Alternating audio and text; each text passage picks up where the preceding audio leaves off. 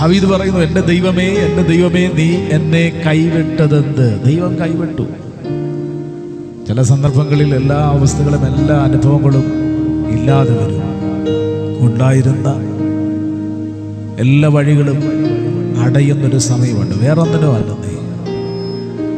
ഇന്ന് രാത്രി ഹൃദ്യമായിട്ട് ശാന്തമായിട്ട് ദൈവത്തിൻ്റെ ആത്മാവ് വചനത്തിലൂടെ പറയുന്നത്, എലിയാവേ, ഈ വഴികളെല്ലാം അടയുന്നതിൻ്റെ കാരണം ഇപ്പോഴുള്ള വാതിലുകളും വഴികളും നന്മകളും ഉറവകളും കാക്കയും ഭക്ഷണവും വെള്ളവും സോഴ്സും എല്ലാം അടയുന്നതിൻ്റെ കാരണം നീ അതിനെ ആശ്രയിച്ച ഇതുവരെ ജീവിച്ചത്.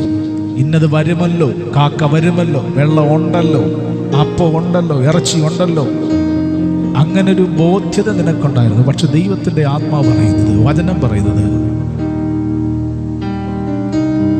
ആ സാധ്യതയും കൂടെ ദൈവം ബ്ലോക്കാക്കുകയാണ്.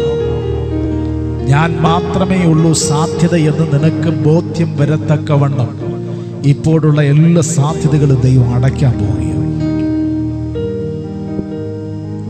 ദൈവം മാത്രമേ ഉള്ളൂ, സർവശക്തൻ മാത്രമേ ഉള്ളൂ എന്നൊരു ബോധ്യത എലിയാവേ നിനക്ക് ഉണ്ടാകുവാൻ ഇപ്പോഴുള്ള എല്ലാ സാധ്യതകളും ദൈവം അടയ്ക്കുകയാണ്.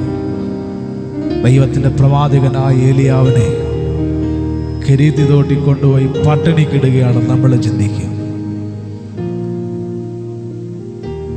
ശ്രദ്ധിക്കണേ, രാജകീയ ശുശ്രൂഷ ചെയ്തവൻ ഇപ്പൊ പട്ടിണി കിടക്കുകയാണ്. ഇതിൽ വല്ലതും വേണോ ജനത്തിന് പരിഹസിക്കാൻ? രാജകീയമായ ശുശ്രൂഷ ചെയ്തവൻ, രാജകൊട്ടാരത്തിൽ പ്രസംഗിച്ചു നടന്നവനിപ്പോൾ കുടിക്കാൻ വെള്ളമില്ലാതെ, കഴിക്കാൻ ആഹാരമില്ലാതെ,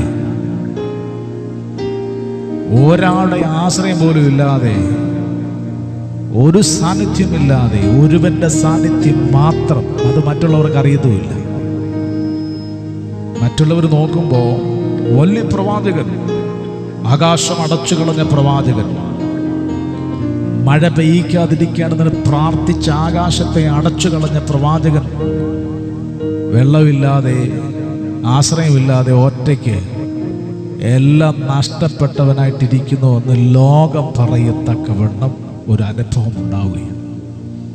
കാൽവരി മലമേ